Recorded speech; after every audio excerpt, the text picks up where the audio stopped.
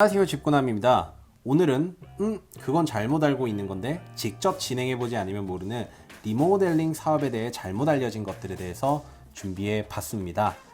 자, 시작해 보도록 하는데요. 오늘도 여러분의 구독과 좋아요가 제가 영상을 만드는데 큰 힘이 되니까요. 꼭 이 내용이 유익했고 좋았다면 구독과 좋아요 부탁드립니다.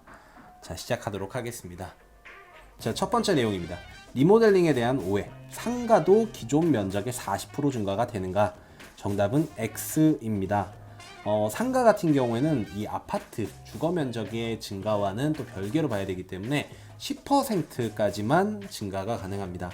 그래서 리모델링 시에 상가의 참여가 상당히 저조한 경우들이 많은데요. 그래서 리모델링 단지 진행과 상가가 분리돼서 진행되는 경우들도 꽤 많습니다.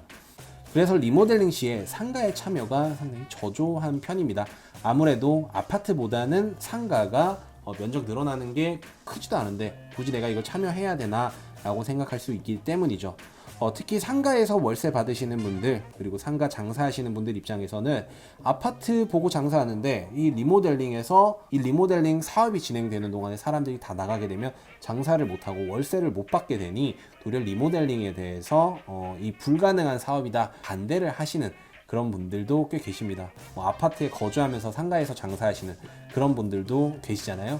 그런 분들 같은 경우에는 반대 의견을 내실 수도 있다라는 점을 아시면 좋을 것 같습니다. 그리고 두 번째로는 수평 중축은 안 좋은 건가요? 수평 중축이 안 좋다라기보다는 수직 중축이 더 좋은 겁니다. 수직 중축이 아무래도 이 건물의 건폐율적인 부분에서 이득점도 있고, 그리고 일반 분양분에 진행을 했을 때도 일반 분양분이 고층 부분이 일반 분양 된다고 하면 아무래도 수익 사업에서도 더 좋은 성과를 낼 수 있겠죠. 그래서 이 수직 증축이 선호되는 건 사실입니다. 하지만 문제는 뭐냐면 수평 중축은 정부에서 허가를 내주는 단지들이 좀 제한적입니다. 그래서 그 제한적인 단지 안에 못 들어가는 경우에는 이 사업 진행 속도가 너무 지연이 되다 보니 아무래도 수평 중축이 사업 진행 속도적인 부분에서는 더 선호되더라.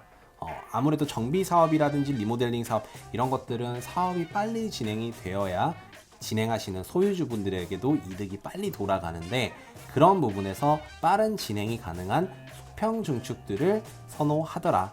그렇게 이해하시면 좋을 것 같습니다. 그래서 단적인 예로 이 분당에 있는 무지개 4단지도 결국에는 수직 증축을 포기를 하고 리모델링을 다른 수평 중축으로 간다라는 내용이 기사를 한번 찾아볼 수 있었는데요. 이런 부분들이 있습니다. 자, 그리고 두 번째로 이어지는 질문인데, 모든 단지가 수직 증축이 가능한가요?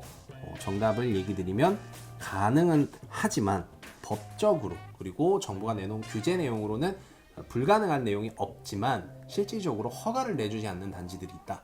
그런 단지들은 기본적으로 불가능하다라기보다 시간이 너무 오래 걸리는 거죠. 그런 단지들은 수직 증축보다는 수평 중축으로 진행했을 때 사업 속도가 빠르기 때문에 선호될 수밖에 없다. 그렇게 이해하시면 좋을 것 같습니다.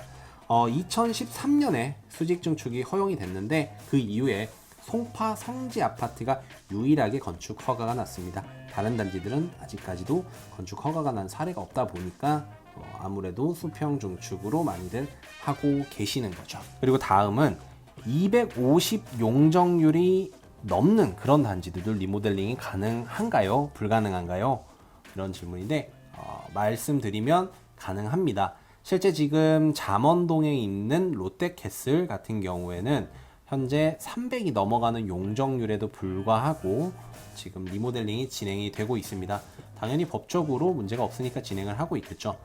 이런 부분들이 있다. 하지만 너무 높아지는 400, 500, 600 넘어가는 그런 단지들 같은 경우에는 아마 제가 듣기로는 이 용적률 문제보다는 건폐율이나 일조권 문제 등에 의해서 진행을 못하는 경우들이 발생할 수 있다.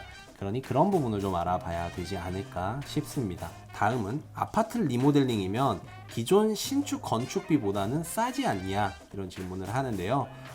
이 또한 아닙니다. 건설사에서 더 싸게 공급하지는 않더라고요. 건설사의 변을 얘기를 하면 철거 비용 같은 경우에도 기존에 아파트 같은 경우에 재건축을 하게 되면 위층에서부터 포크레인 그 기계 가지고 땅땅땅 두드려서 그냥 구별 없이 부시고 새로 건물을 지으면 되는데, 이 리모델링 같은 경우에는 철거하는 면을 남겨놓고 그 면은 부시면 안 됩니다 라고 해서 사람이 들어가서 기계를 이용해서 부시는 경우, 부분적인 철거를 하는 이런 케이스들이 많아서 철거 비용도 좀 더 많이 들고, 지하 주차장 같은 경우에도 기존 건물 붕괴 없이 진행을 해야 되다 보니까 좀 안전상의 문제, 그리고 비용적으로 좀 더 들어간다 라고 얘기를 하더라고요. 그래서 굳이 리모델링이 더 싸지는 않다라는 게 제가 건설사로부터 들은 내용이었습니다. 그래서 실제 지금 최근에 안양 평촌 목련 2단지에서 리모델링 시공자로 효성중공업이 선정이 되었는데, 거기 공사비가 540만 원 정도였다.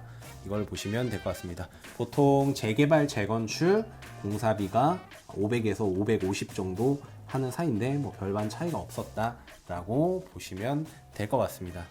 자, 그리고 이미지 조금 돋게 설명을 드리면, 아파트 부실 때는 이렇게 옥상에 포크레인 올라가서 땅땅땅땅 다 그냥 쭉 부시면 되는데, 이건 지금 개포 우성 9단지인데 내부 벽만 남겨놓고 안쪽을 다 철거를 하나하나 다 사람이 들어가서 철거를 해야 되겠죠. 그러면 아무래도 시간적으로나 인력이나 이런 것들이 더 들어간다 라고 얘기를 들었고, 여기 보시는 게 당산동 3가 아파트, 그 평화의 아파트가 쌍용 예가로 변화할 때 아파트 지하 주차장이 건설이 되면서 여기 기초 공사도 하고, 요거는 당시에 어떻게 진행이 됐는지 모르겠는데 여기서 아파트 내로 들어가는 엘리베이터까지 연결을 하려고 하면 더 많은 공사비이 들어간다, 저는 그렇게 얘기를 들었습니다. 그래서 그런 부분들이 있으니까요, 참고하시면 좋을 것 같습니다. 자, 그리고 리모델링 어려운가요? 한강변 제외 실제 사례가 왜 이렇게 없나요?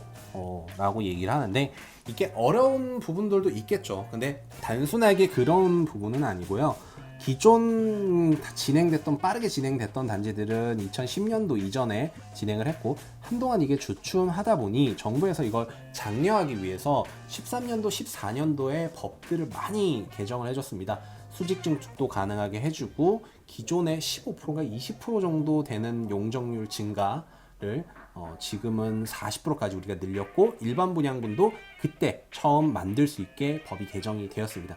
그러면서 이후에 준비를 하려고 했고, 다들 수직 증축을 진행해 보기 위해서 많은 행정적 시간을 소요했는데, 이게 수직 증축이 허가가 안 나는 단지들이 너무 많은 거죠. 시간도 많이 걸리고, 그러다 보니까 이게 아무래도 지금 현재까지는 완공된 사례가 많지는 않다. 하지만 지금 착공에 들어갔고 이주를 하고 있고 이주를 앞두고 있고 이런 단지들이 많기 때문에 앞으로 완공되는 모습을 조금 더 많은 사례들로 보실 수 있을 것 같습니다. 현재 뭐 얘기를 드리면 개포 우성 9단지, 그 다음에 현대 둔촌 현대 1차, 오구마낭, 송파 성지 이런 데들이 준비를 하고 있고, 유일하게 수직 증축이 지금 첫 사례로 진행이 되고 있습니다. 이게 잘 돼야지 다른 단지들에도 좋은 영향이 있을 것 같고요. 이런 단지들이 있다. 이런 단지들이 완공이 되게 되면 정부 입장에서도 안전하구나, 진행해도 되는구나 라고 조금 더 느슨한 행정적인 진행을 좀 진행해 줄 거로 예상이 되고요. 그렇다고 하면 아무래도 재건축이 불가능한 단지들은 300이 넘어가는 용적률도 가능하니까, 그렇게 넘어가는 단지들은 여기에 관심을 가지지 않을까라고 생각이 됩니다. 자, 여기까지가 제가 준비한 오늘 내용이고요. 여기까지 내용들 여러분 오늘도 내용이 유익했고 좋았다면 제가 영상을 만든 큰 힘이 되는 구독과 좋아요 꼭 좀 부탁드립니다. 그러면 다음 내용에서 또 만나겠습니다. 안녕.